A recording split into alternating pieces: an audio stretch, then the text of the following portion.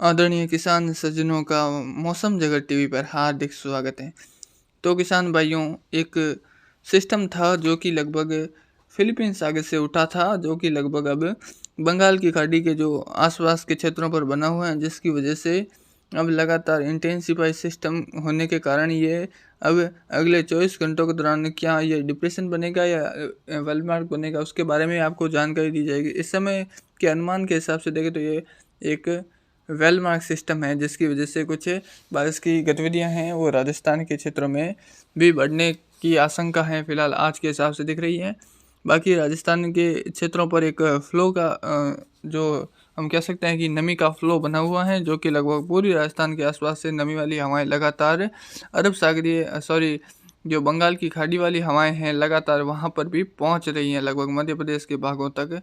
और जो सिस्टम इस समय आप अपनी स्क्रीन पर देख पा रहे हैं यहाँ पर बना हुआ है, तो ये सिस्टम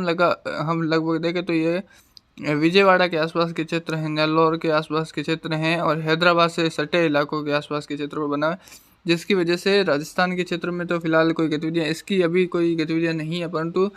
ये सिस्टम इस समय देखें तो वेलमार्क सिस्टम बना हुआ है, यानी कह सकते हैं वेलमार्क लो प्रेशर बना हुआ है, जिसकी वजह से ये बहुत ही इंटेंसिफाई हवाओं का एक फ्लो नमा गतिविधियाँ भी बनी हुई है।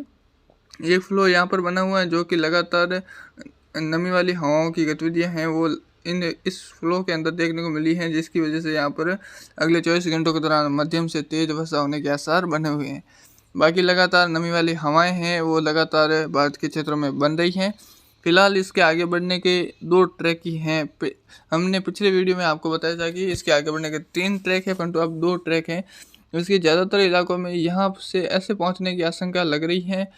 और इसकी और देखें तो ये कुछ इस प्रकार से भी आगे बढ़ सकता है, जिसमें 40 से 60% संभावना इसमें है और 40% इसमें है। तो फिलहाल अभी भी संभावना वही बनी हुई है, परंतु थोड़ा सा चेंज या बदलाव हुआ है, जिसमें देखें तो आप पहले हमने बताया था तो उस समय पूर्वी भागों से लगाकर जो मध्य प्रदेश के दक्षिणी भागों से लगाकर यह आगे बढ़ सकता था, जो दिल्ली तक के क्षेत्र में जा सकता था। इसकी भी संभावना अभी भी बनी हुई है 40%,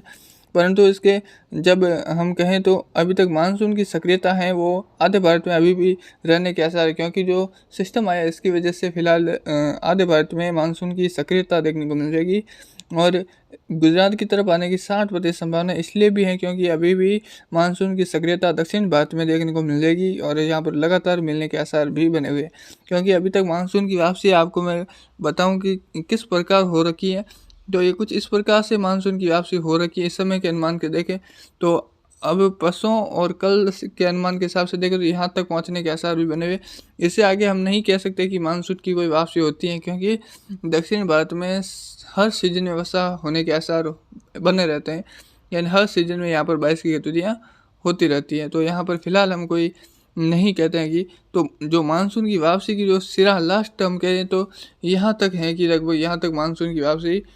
या फिर यहाँ तक हम कहें तो ये तो पक्का है कि यहाँ तक मानसून की वापसी गिनी जाती है। बाकी इससे नीचे वाला जो ये वाला भाग है भारत का दक्षिणी हिस्सा, यहाँ पर कोई मानसून की वापसी की कोई घोषणा नहीं की जाती है। यहाँ पर केवल टेम्परेली कोई घोषणा कर सकते हैं, बाकी ज़्यादातर यहाँ पर देखा गया है कि कोई मानसून की घोषणा नहीं होती है। इस समय हवाओं का फ्लो लगातार इस प्रकार है और ये यहाँ तक ही बना हुआ है। बाकी फिलहाल यहाँ पर वेलमार्क सिस्टम की वजह से यहाँ पर नमी वाली हवाएं लगातार बह रही हैं। तो ये वीडियो यहीं था कि आपको बताएं कि इस समय क्या सिस्टम कैसा बना हो। तो ओके, धन्यवाद, जय हिंद, जय भारत।